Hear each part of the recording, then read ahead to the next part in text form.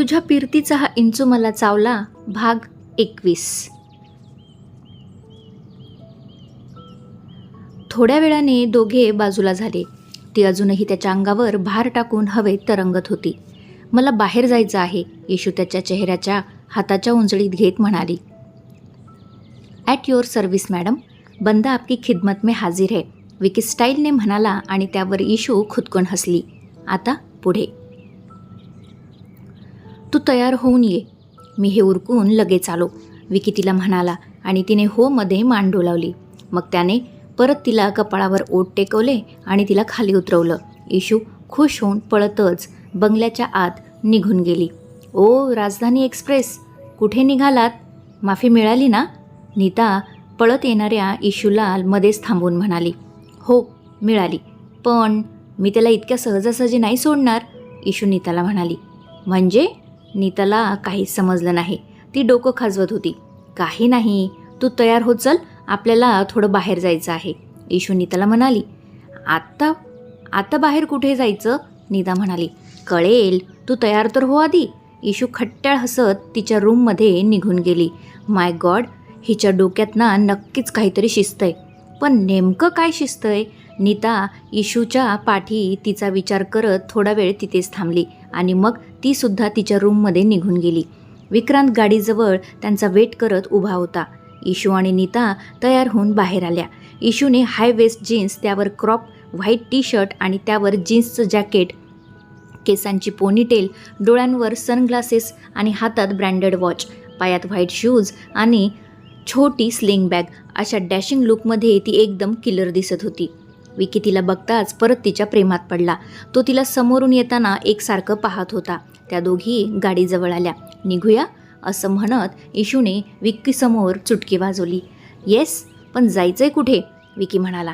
Patil office, येशू गाडीत बसत म्हणाली. ओके, विकी म्हणाला आणि लगेच लक्षात येताच गोंधळला. What?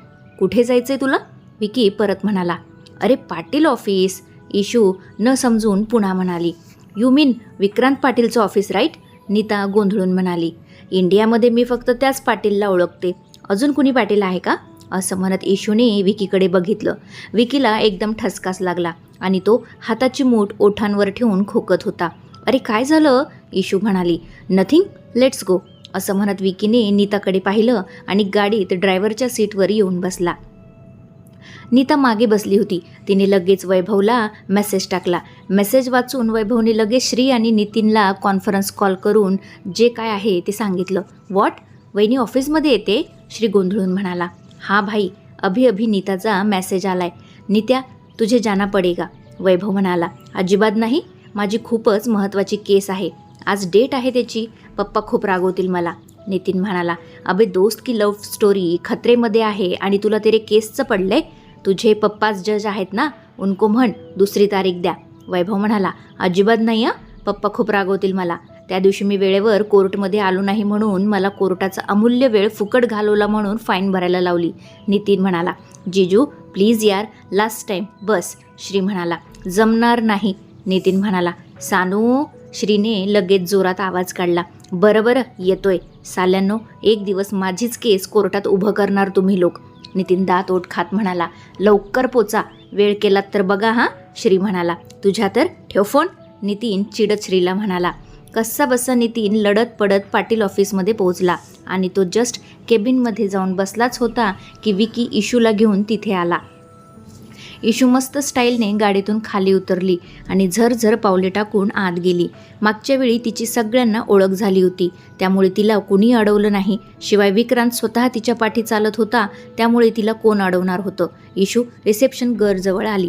Excuse me, mister Vikrant कॅबिनमध्ये आहेत का? येशू म्हणाली. रिसेप्शन गर्ल विक्रांतला तिच्या पाठीमागे पाहून परत उभी राहिली आणि तिच्या प्रश्नाने चक्रावून गेली. विक्रांतने तिला हो मध्ये मान डोलावली.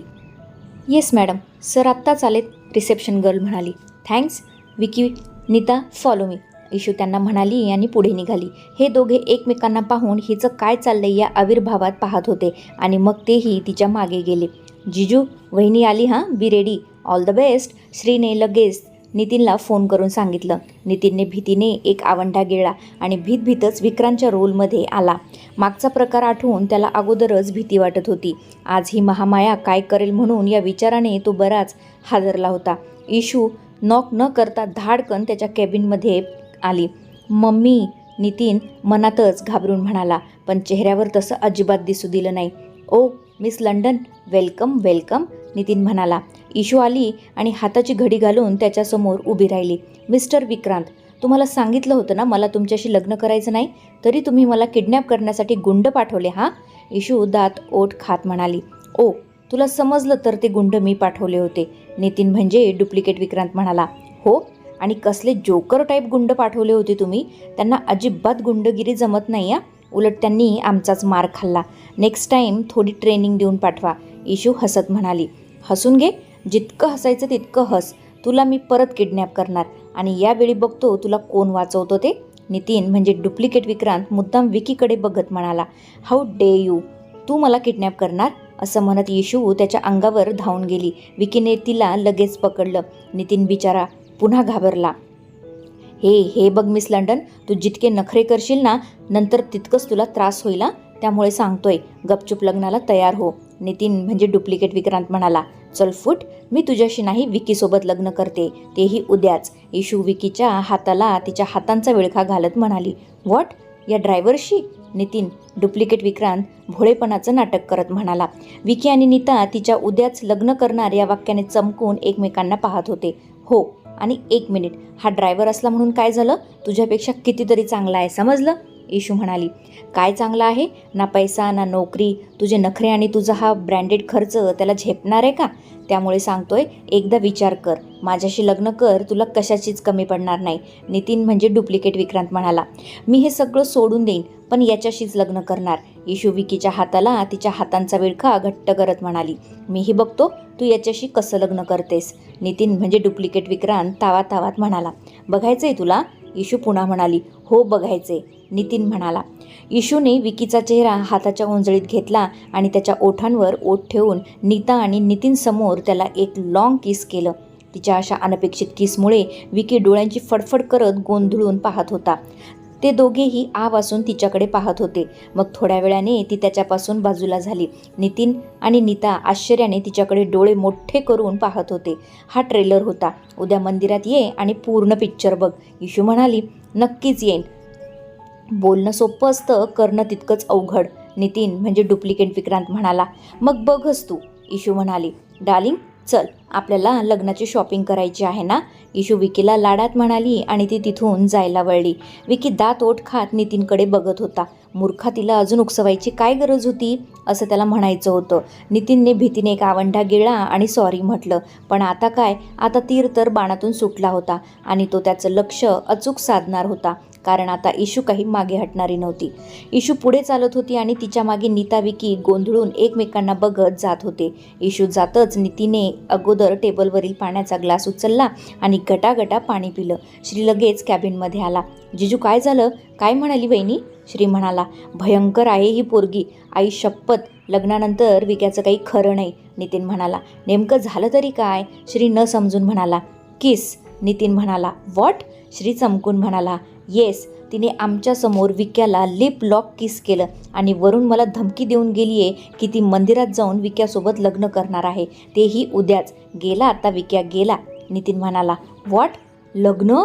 तेही उद्याच? श्री गोंधळून म्हणाला. हो, आणि ज्या पद्धतीने तिने मला सांगितलं आहे ना, त्यावरून 100% ती उद्या विक्यासोबत लग्न करणार, नितीन म्हणाला.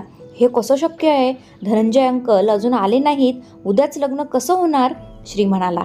त्याचा विचार तुम्ही दोघे भाऊ मिळून करा, माझं काम झालं, मी आता कोर्टात पळतो, असं म्हणत नितीन केबिन बाहेर निघून गेला. श्रीने घडलेला सगळा वृत्तांत लगेच प्रतापरावांना कळवला. तुम्ही शांत राहा, विक्रांतला संध्याकाळी घरी यायलाच सांग, मग बघू काय करायचं ते, प्रतापराव म्हणाले. इश्क, विकी तिला पाठीमागून आवाज देत होता. ते तिघेही चालत पार्किंग लॉटमध्ये आले होते. हां, इशू त्याच्याकडे वळून म्हणाली. हे आता जे झालं ते काय होतं? विकी तिला प्रश्नार्थक नजरेने पाहत म्हणाला. कुठे काय झालं? इशू खांदे उडवत म्हणाली. इशू, आता त्या विक्रांतच्या कॅबिनमध्ये तू काय सीन क्रिएट केलास? नीता सिद्धा तिला रोखून बघत होती. कुठला सीन? मी तर फक्त त्याला जाब विचारायला गेले होते, इशू भोळेपणाने म्हणाली. अगं ते लग्न अँड ऑल, काय होतं ते सगळं? नीता चिडत म्हणाली. आमचं उद्या लग्न आहे, तेच मी त्याला सांगितलं, आणि किस तर आम्ही अगोदरही केलं होतं, हो ना Vicky? So what's the big deal? Issue पुन्हा खांदे उडवत म्हणाली. इश्क, आपण उद्याच लग्न कसं करणार? विकी म्हणाला. का? का नाही? You love me, I love you, मग प्रॉब्लेम काय आहे? विकी, यू रिअली लव्ह मी ना? इशूने ओढ बाहेर काढले. Of course I love you, Vicky म्हणाला. देन मॅरी मी, उद्याच, इशू त्याला मिठी मारून म्हणाली. इश्क, लिसन, आपण असं कुणालाही न सांगता लग्न केलं तर तुझे आई बाबा काय म्हणतील, माझ्या घरचे काय म्हणतील, आणि तो विक्रांत, तो तर अगोदरच खार खाऊन आहे आपल्यावर. आपलं लग्न झाल्यावर तो काही मला मुंबईत राहू देणार नाही, माझी ही ड्रायव्हरची नोकरीसुद्धा जाईल. मग लग्नानंतर आपण काय करायचं, कुठे राहायचं आणि खायचं काय? विकी तिला भीती दाखवत समजावत होता. डोंट वरी, त्याचा सगळा विचार केला आहे मी, इशू म्हणाली. काय विचार केला आहेस तू? नीता तिच्याकडे संशयाने बघत म्हणाली. लग्नानंतर आम्ही विकीच्या गावी जाऊ, इथे कशाला थांबायचं? या कपटी लोकांची आपल्या लग्नाला नजर नको लागायला. आपण गावी जाऊन सगळ्यांसोबत राहू, आणि मला माहीत आहे नवीन सुनेला बघून सगळे अगदी खूप खुश होतील. तिथं गेल्यावर सगळे प्रश्न आपोआप सुटतील. डोंट वरी, इशू डोळे मिचकावून विकी आणि नीताला पाहत म्हणाली. अगं पण, विकी तिला समजावत म्हणाला. विकी, तुला माझ्यासोबत लग्न करायचे की नाही? तसं असेल तर सांग, मी आजच लंडनला निघून जाईन, परत कधीच येणार नाही, तुला एकही फोन करणार नाही, आणि मी तुझ्याशिवाय कुणाशीच लग्नसुद्धा करणार नाही. आयुष्यभर तुझीच बनून राहीन. आय नो डॅड माझं लग्न त्या विक्रांतशी जबरदस्ती लावण्याचा प्रयत्न करतील, पण मी जीव देईन, पण त्याच्याशी अजिबात लग्न करणार नाही. तुझ्या आठवणीत मी अशीच मरून जाईन विकी, इशू नाराज होत म्हणाली. विकी भावूक झाला आणि त्याने तिच्या दंडाला गच्च धरून तिला स्वतःजवळ ओढून घेतलं. व्हॉट रबिश, खबरदार पुन्हा असं मरणाची भाषा केली तर. तू आता फक्त माझी आहेस, तुझ्यावर फक्त माझा अधिकार आहे, या जीवावर सुद्धा, समजलं? विकी तिला रागात म्हणाला. देन मॅरी मी, इशू त्याच्या डोळ्यात पाहत म्हणाली. विकीने डोळे बंद करून एक दीर्घ श्वास घेतला. ओके, तुला माझ्याशी लग्न करायचं आहे ना? त्यावर इशूने लगेच होमध्ये मान डोलावली. तेही उद्याच? इशूने परत होमध्ये मान डोलावली. नो प्रॉब्लेम, आपलं लग्न उद्याच होईल. खुश? विकी तिचा चेहरा हाताच्या उंजळीत घेत म्हणाला. खरंच? इशू खुश होऊन म्हणाली. आता तुझी तशी इच्छा आहे म्हणल्यावर तसं तर मी नक्कीच पूर्ण करणार ना, विकी हसत तिच्या कपाळावर ओठ टेकवत म्हणाला. आय लव्ह यू विकी, तुला माहीत नाही, मला असंच काहीसं थ्रिलिंग लग्न करायचं होतं. हे माझ्या बर्थडेचं बेस्ट गिफ्ट आहे. थँक्यू, इशू त्याला मिठी मारत म्हणाली. आय लव्ह यू टू, विकीसुद्धा गालात हसत त्याची मिठी घट्ट करत म्हणाला. नीता पाठीमागून त्यांच्याकडे पाहत होती. तिला आता इशूच्या अशा वागण्यावर दाट संशय यायला लागला होता. चला चला, खूप सारी शॉपिंग करायची आहे, इशू म्हणाली आणि लगेच गाडीत बसली. विकीने नीताकडे बघितलं आणि तिला डोळ्यांनीच शांत राहा, होऊ दे तिच्या मनासारखं, असं खुणावत तोही गाडीत बसला. नीताही मग गाडीत बसली आणि विक्रांतने गाडी साहिलच्या मॉलकडे घेतली. अरे विकी भाऊ, या या, साहिल त्यांना पाहून म्हणाला. तुम्ही कोण? इशूने त्याला न ओळखून विचारलं. मी इथे सेल्स बॉय आहे आणि विकीचा चांगला मित्रसुद्धा आहे बरं का, साहिल म्हणाला. वाव, ग्रेट, मला ना लग्नाची शॉपिंग करायची आहे, त्यासाठी तुमच्याकडे काही युनिक कलेक्शन आहे का? इशू म्हणाली. काय लग्न? कुणाचं? साहिल तिच्या बोलण्यावर गोंधळून म्हणाला. माझं आणि तुमच्या मित्राचं, इशू लाजत म्हणाली. ही भानगड कधी ठरली? साहिल विकीकडे पाहत गोंधळून म्हणाला. आत्ताच, थोड्या वेळाखाली, विकीने एक दीर्घ सुस्कारा सोडला. दाखवा ना, आमच्याकडे अजिबात जास्त वेळ नाही आहे आणि तुम्ही असे बोलत काय उभे राहिलात, इशू साहिलला म्हणाली. हो, या मॅडम तुम्हाला मदत करतील. शीलाताई, या आपल्या स्पेशल गेस्ट आहेत बरं का, यांना काय हवं नको ते बघा, साहिल एका सेल्स गर्लला म्हणाला. हो, या मॅडम, तुम्ही माझ्यासोबत या, शीला इशूला म्हणाली. इशू आणि नीता त्या मुलीसोबत थोडं बाजूच्या काउंटरवर निघून गेल्या. त्यावर साहिल लगेच विक्रांतच्या कानात खुसफुसला. हा काय प्रकार आहे? साहिल हळूच विक्रांतच्या कानात म्हणाला. उद्या माझं लग्न आहे मंदिरात, नक्की ये, असं म्हणत विकीने इशूकडे पाहिलं. व्हॉट? अरे पण आपलं असं काहीच ठरलं नव्हतं, साहिल गोंधळून म्हणाला. इश्कने सगळं ठरवलं आहे, बाकी नंतर बोलू, असं म्हणत विकी इशूकडे निघून गेला, कारण ती त्याला ड्रेस सिलेक्ट करण्यासाठी बोलवत होती. मॉलमध्ये इशूने जोरदार शॉपिंग करायला सुरुवात केली. तिने विकीच्या पसंतीने लग्नासाठी लागणारा रेड लेहंगा घेतला. त्यावर सगळी एक्सपेन्सिव्ह डायमंड ज्वेलरी घेतली. एक नाजूक सुंदर असं डायमंडचं मंगळसूत्र पण घेतलं. सगळी शॉपिंग झाल्यावर मग तिघेही तिथून जायला निघाले. थँक्यू हां, खूप छान कलेक्शन आहे तुमचं. याचं बिल. इशू पर्समधून तिचं क्रेडिट कार्ड बाहेर काढत म्हणाली. डिस्काउंट करून जस्ट 7,000 झाले आहेत. तुम्ही राहू द्या, ते मी आणि विकी बघून घेऊ, साहिल म्हणाला. Are you sure? इशू विकीकडे बघून म्हणाली. हां, मी देतो, डोंट वरी. विकीसुद्धा इशूला पाहून म्हणाला. ओके, असं म्हणत इशू आणि नीता तिथून बाहेर पडल्या. तुझं बिल 7,000 झालंय ना? वेट, असं म्हणत विकीने खिशातून पॉकेट बाहेर काढलं. 7 लाख, साहिल म्हणाला. व्हॉट? इतकं? विकी चमकून म्हणाला. तुझ्या बायकोने सगळं टॉप क्लास गोष्टी घेतल्या आहेत, साहिल हसत होता. ठीक आहे, काहीतरी डिस्काउंट तर देशील ना, तुझा मित्र आहे यार मी, विकी म्हणाला. अजिबात नाही, आणि हे सगळं ना तुला डिस्काउंट देऊनच बिल झाले. 7 लाखांचं बिल आहे, साहिल पुन्हा हसत होता. व्हॉट? किती महागडा मॉल आहे यार तुझा विकी, साहिल्या, विकी म्हणाला. माझा मॉल महागडा नाही रे, तुझी बायको इम्पोर्टेड आहे, तिला लोकल कसं पसंत पडेल. साहिलसुद्धा आता जोरजोरात हसायला लागला. आई शपथ विक्या, ही पोरगी ना लग्नानंतर तुझं सगळं दिवाळं काढेल, साहिल म्हणाला. बरं बरं, बघू, श्रीला बिल पाठवून दे, विकी म्हणाला. डोंट वरी, बिलाचं नंतर बघू, तू जा, ती अजून तुझी वाट बघत आहे ते बघ, साहिल बाहेर उभ्या असलेल्या इशूला बघत म्हणाला. आणि नंतर लंच करून विकी त्यांना घेऊन घरी निघून गेला. क्रमशः. श्रोतेहो, कथेचा हा भाग कसा वाटला मला कमेंट करून नक्की सांगा. चला तर मग आता इथेच थांबूया, भेटूया पुढील भागात. तोपर्यंत धन्यवाद.